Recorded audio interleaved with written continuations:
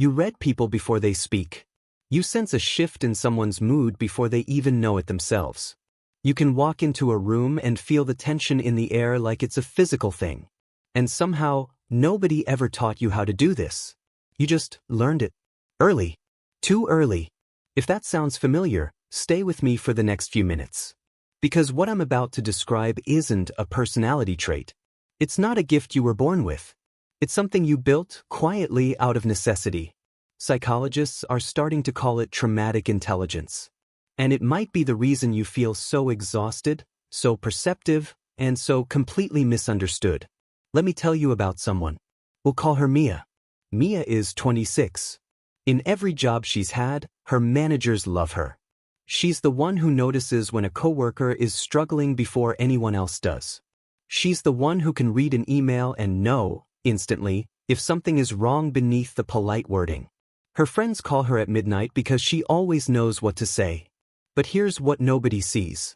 Mia grew up in a house where the mood could change in seconds. One minute, dinner was normal. The next, a slammed door, a raised voice, a silence that felt heavier than shouting. So Mia learned to watch. To listen for the smallest shift in tone. To read a face before it finished forming an expression. She wasn't being clever.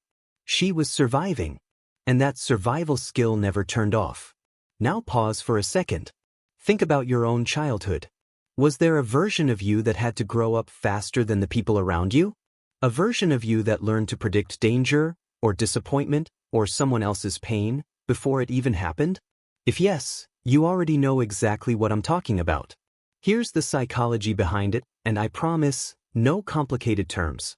When a child grows up in an environment that feels unpredictable, whether that's emotional neglect, inconsistency, conflict, or even subtle tension nobody talks about, their brain does something remarkable. It shifts into a state of constant alertness. Not because the child chooses to, because it has to. Think of it like this. Imagine your brain is a smoke detector.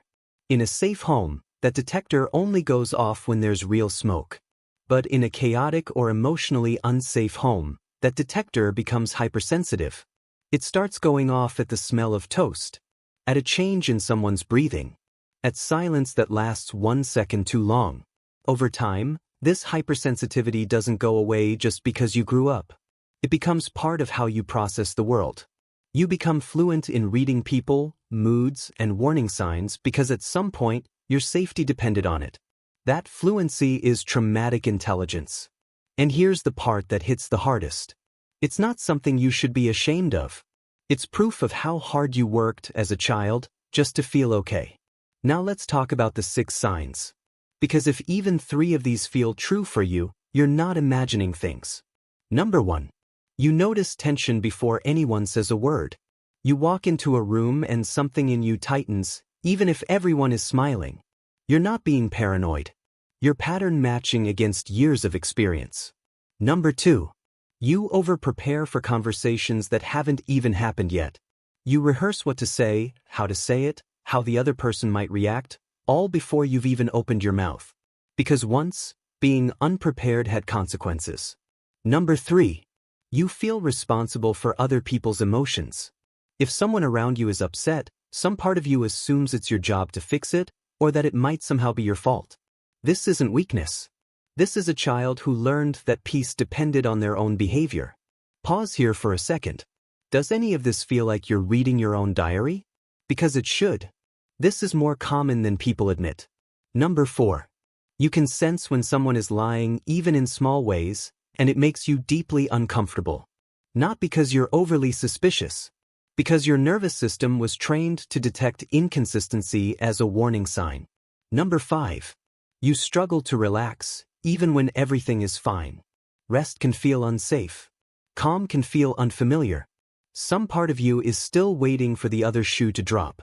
Number 6. You understand people faster than they understand themselves. You can see their patterns, their fears, their unspoken pain, sometimes before they've said a single word about it. This isn't magic. It's years of forced observation turned into a skill. Now here's the twist. The thing most people never realize. Traumatic intelligence isn't just about pain. It's about adaptation. Your brain didn't break under pressure. It evolved under pressure. It built new pathways to keep you safe, to keep you aware, to keep you one step ahead of danger. What looks like anxiety from the outside is actually intelligence from the inside. A very specific, very real kind of intelligence that most people never had to develop, because they never needed to. And that changes everything about how you should see yourself. You are not broken. You are not too sensitive. You are not overthinking everything for no reason. You are someone who learned to read the world in a language most people never had to speak. But here's the honest part. The part that matters most. This intelligence, as powerful as it is, was never meant to run your whole life. It was meant to protect a child who didn't have any other options. You're not that child anymore. And the same alertness that once kept you safe can, if left unchecked, keep you exhausted, keep you guarded, keep you unable to simply enjoy a peaceful moment without waiting for it to end. So here's the gentle truth I want you to sit with. You don't have to turn off this awareness.